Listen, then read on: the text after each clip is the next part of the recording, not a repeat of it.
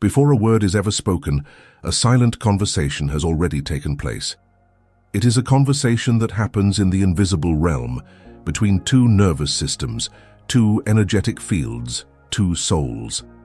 And in this silent exchange, a man's unconscious is not asking the questions his conscious mind is preparing.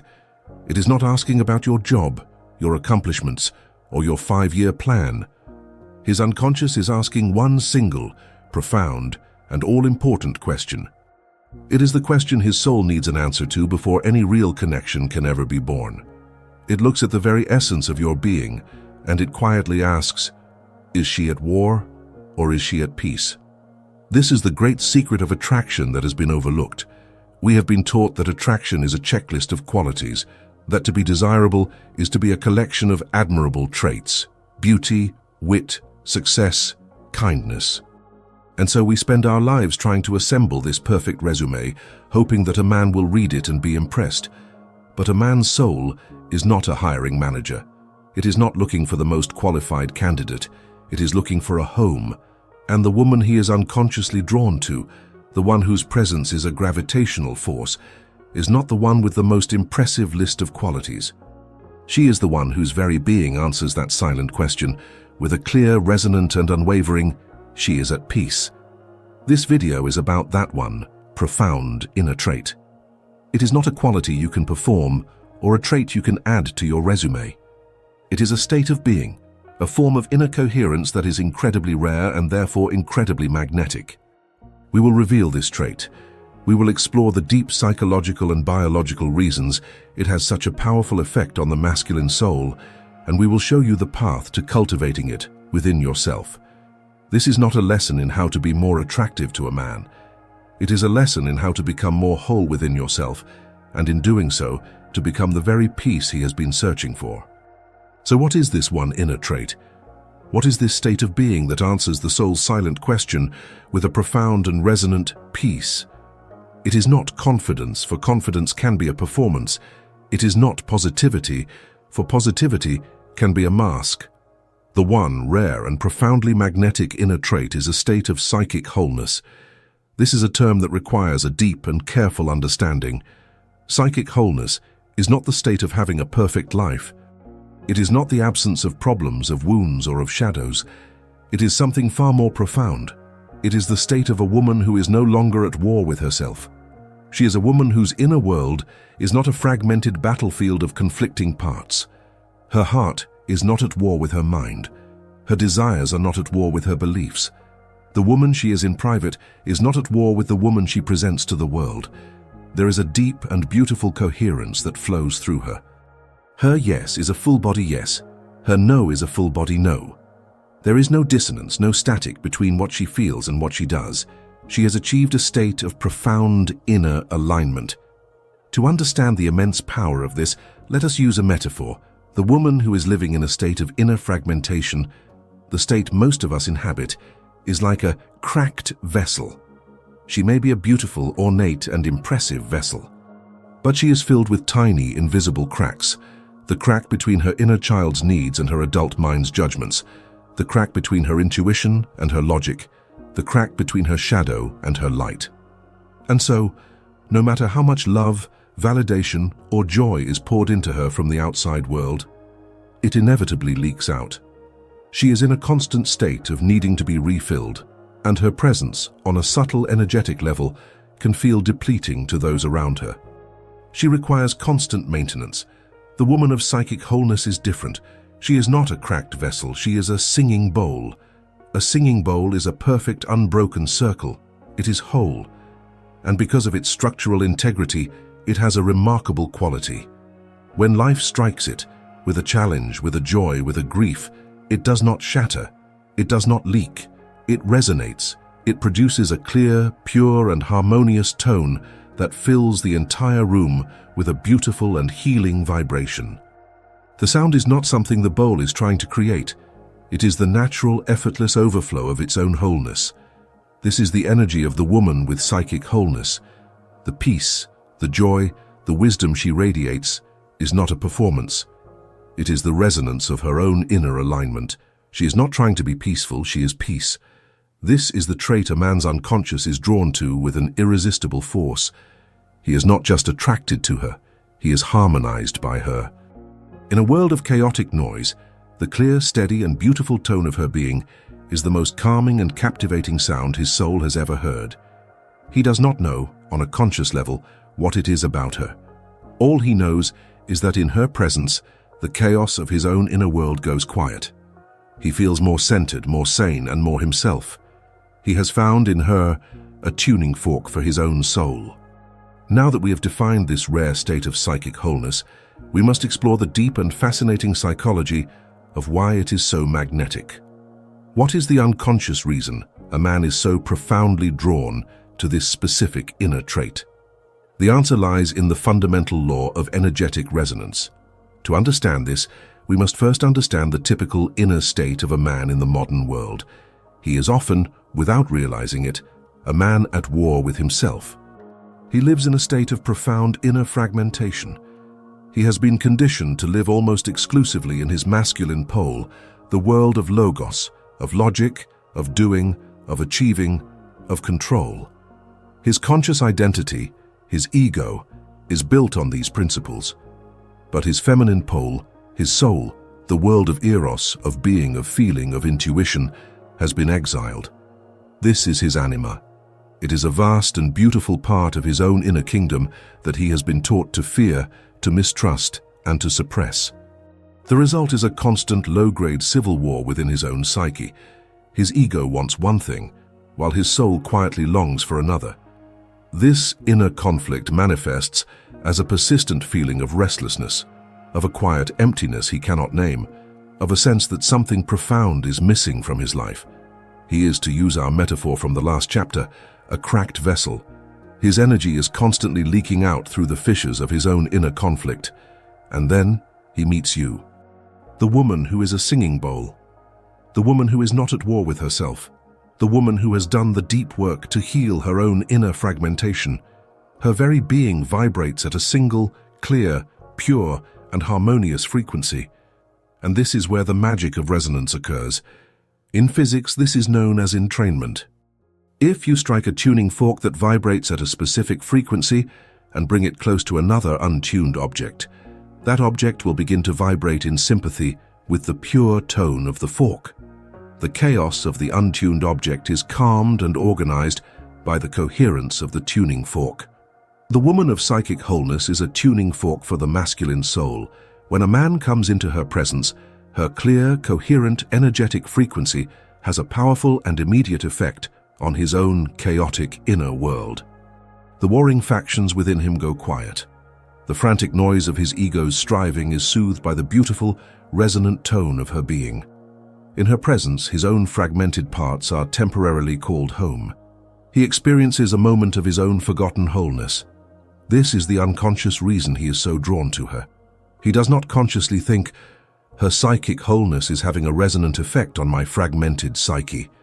He experiences it in a much more simple and profound way. He thinks, I feel so calm around her. I feel like I can finally breathe.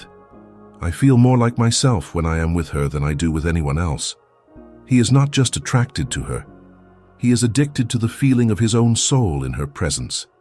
She is not just a person he enjoys. She has become the one environment in which he feels a sense of profound peace and inner alignment. He is not falling in love with her qualities. He is falling in love with the reflection of his own integrated soul that he can only seem to see when he is in the mirror of her presence. And that is a magnetic pull that his conscious mind, his ego, is utterly powerless to resist. The idea of your wholeness acting as a tuning fork for his soul is not just a beautiful Jungian metaphor. It is a profound psychological reality that is now being proven by modern science. To understand the unconscious reason he is so drawn to this trait on a biological level, we must introduce one of the most important and practical theories in all of psychology, attachment theory. Developed by psychologist John Bowlby, attachment theory posits that our earliest bonds with our caregivers create a deep neurological blueprint for how we experience love and connection as adults. This blueprint, or our attachment style, dictates how we respond to intimacy, how we handle conflict, and how we regulate our own emotions in a relationship. While the theory is complex, for our purposes, we can see these styles as three primary energetic signatures. First is the anxious attachment style. This is the energy of the pursuer, the chaser. This person lives with a deep, unconscious fear of abandonment. They require constant reassurance to feel safe, and their partner's distance can trigger a profound panic. Their nervous system is wired to activate upward into anxiety. Second is the avoidant attachment style. This is the energy of the distancer. This person lives with a deep unconscious fear of engulfment, of being consumed by the needs of another. They equate deep intimacy with a loss of self, and when a partner gets too close, their instinct is to pull away and create space. Their nervous system is wired to activate away from the perceived threat of intimacy. Third is the secure attachment style. This is the energy of the anchor. A securely attached person is comfortable with both intimacy and independence. They can give and receive love freely, without the fear of abandonment or engulfment. Their nervous system is calm, regulated, and resilient. They are a safe harbor unto themselves. Now, let us bring this back to our central theme. The woman who is a cracked vessel, who is at war with herself, is almost always operating from an insecure attachment style, either anxious or avoidant. But the woman who has achieved psychic wholeness, the woman who is a singing bowl, is the living, breathing embodiment of the secure attachment style, and this is the scientific root of her magnetic power. Most people in the modern world are carrying some form of an insecure attachment wound. The man you are with is very likely operating from either an anxious or an avoidant pattern himself, and his entire life, on a deep biological and unconscious level, his nervous system has been searching for one thing: the feeling of safety that only a secure attachment figure can provide. When he comes into the presence of the woman with psychic wholeness, he is not just meeting a confident person. His nervous system is, for the first time, encountering a secure attachment signal. If he is anxious, her calm, self-sufficient presence soothes his fear of abandonment. She is not rattled by his need for connection, which paradoxically makes him feel so safe that his neediness begins to dissolve. If he is avoidant, her non-needy, sovereign energy soothes his fear of engulfment. She does not chase him when he needs space, which makes him feel so safe that he has the courage to draw closer. Her wholeness is not just attractive, it is medicinal. It is the antidote to his own attachment wound. The unconscious reason he is so drawn to her is that her secure, coherent energy is the missing ingredient his biology has been searching for his entire life. It is the promise that, in her presence, his own inner war can finally come to an end. It is, on the most primal and biological level, the feeling of coming home. To fully appreciate the magnetic power of psychic wholeness, we must have the courage to look at its opposite, the common, draining, and profoundly unattractive energy of the fragmented self. This is not a state to be judged, but to be compassionately understood, for it is the default state of so many of us in the modern world. It is the state of being at war with yourself, and this inner war creates an outer reality of chaos and repulsion. The fragmented self is the woman who is a house divided. Her conscious mind, her ego, wants one thing, while her wounded inner child, her heart, wants another. This inner split manifests as a profound and confusing incongruence between her words, her feelings, and her actions. She is the embodiment of the mixed signal because she is herself a mixed signal. Let us paint a portrait of this woman, not with judgment, but with clarity. She is the woman who says, with all the conviction of her logical mind, "I need a man who is emotionally available," but she consistently finds herself irresistibly drawn to men who are distant and unavailable. Her conscious desire is for health, but her unconscious loyalty is to a familiar trauma. This is a fragmentation between her desire and her attraction. She is the woman who, after a wonderful date, feels a deep sense of connection and joy. But her anxious mind, her wounded orphan, immediately begins a campaign of terror. It whispers, "Don't get your hopes up. He's probably not that interested. He's going to leave." And so, her next text message is not an expression of her joyful heart, but a calculated defensive move from her fearful mind. This is a fragmentation between her feeling and her action. She is the woman who fiercely proclaims her independence and her sovereignty. She says, "I don't need a man."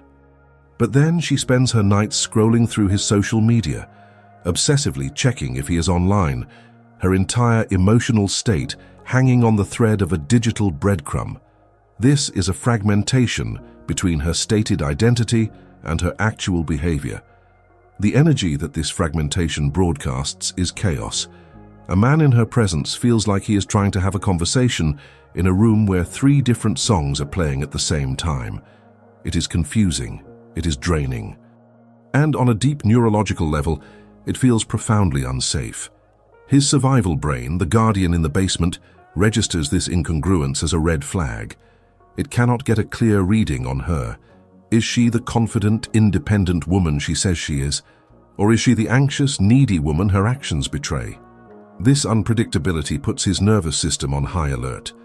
He does not know which version of her he is dealing with from one moment to the next. And this is the very definition of an unsafe connection. To use our metaphor, this is the cracked vessel. No matter how much love, reassurance, or attention he pours into her, it all leaks out through the cracks of her own inner conflict. He will find himself constantly trying to fill a container that can never be full.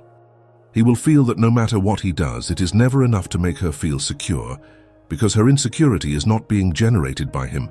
It is being generated by the war within herself. This is not attractive. It is exhausting. A man is not repelled by a woman's needs. He is repelled by a woman whose needs are in a state of constant chaotic conflict with her own stated desires. He is repelled not by her, but by the war she is hosting. And he will, on an unconscious level, always be drawn away from the chaos of a battlefield and toward the profound, rare and healing peace of a kingdom that is not at war with itself. If the fragmented self is the source of repulsion, then the path to becoming magnetic is the path of integration. The sovereign practice is to stop being a house divided and to begin the sacred work of becoming a unified kingdom. This is not about achieving a state of perfection. It is about the daily, conscious and compassionate art of inner alignment. This is not a grand, dramatic overhaul of your personality. It is a quiet, internal discipline. It is the practice of becoming the calm, loving and non-judgmental witness of your own inner world. It is the art of teaching the warring factions within you, your mind, your heart, your body, to speak the same language. The practice is a simple 3-step process of self-honesty and integration that you can perform in any moment of your day. First, the daily check-in, the council meeting. Several times a day, especially when you feel a sense of unease or confusion, you must call a council meeting. You will pause, close your eyes, and you will give each of the 3 great advisors of your inner kingdom a voice. You will ask simply, "My mind, what are you thinking right now?"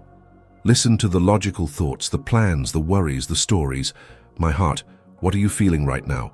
Listen to the emotions, the desires, the fears. "My body, what are you telling me right now?" Listen to the physical sensations, the tension in your shoulders, the knot in your stomach, the feeling of expansion in your chest. This is a radical act of self-awareness. For the first time, you are not just a victim of your inner state. You are a curious and compassionate observer of it. Second, the alignment question, the Queen's decree. Once you have heard from your 3 advisors, you, the Queen, must ask the one question that will forge wholeness.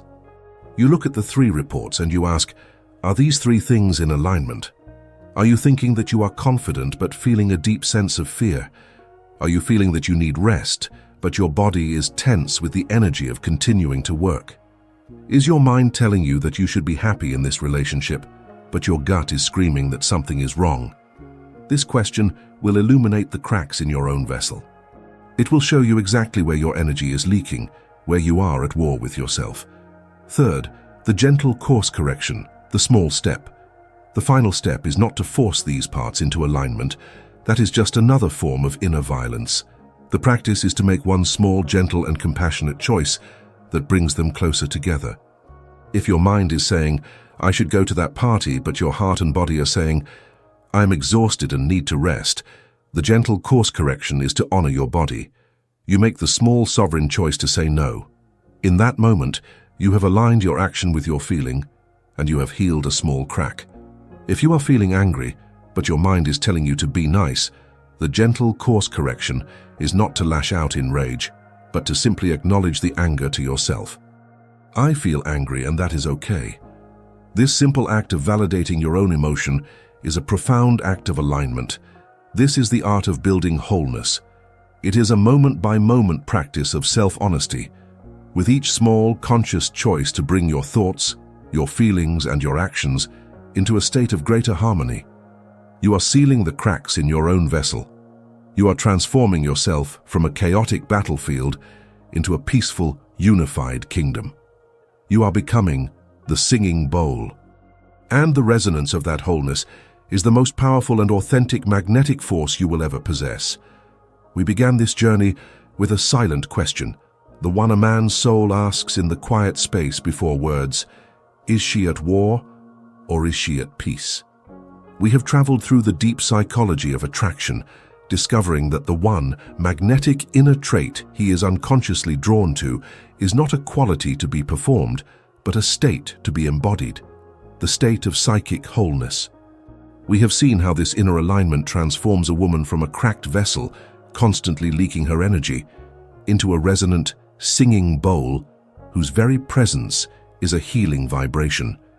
We have understood that this wholeness is not just a poetic idea, but a scientific one, broadcasting the powerful and deeply calming signal of a secure attachment style.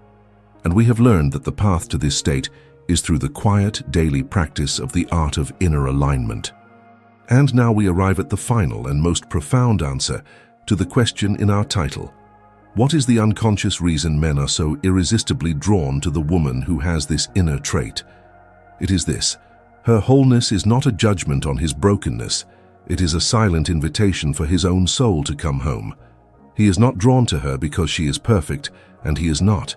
He is drawn to her because her peace is a reminder of a peace he has forgotten exists within himself. Her singing bowl does not just create a beautiful sound. Its vibration gently and lovingly calls out the cracks in his own vessel, not to shatter him, but to show him where his own healing is possible. She does not complete him. She inspires him to complete himself. This is the ultimate reframe. The work of becoming whole is not a strategy to become more attractive to a man. That is a goal of the ego. The work of becoming whole is a sacred duty to your own soul.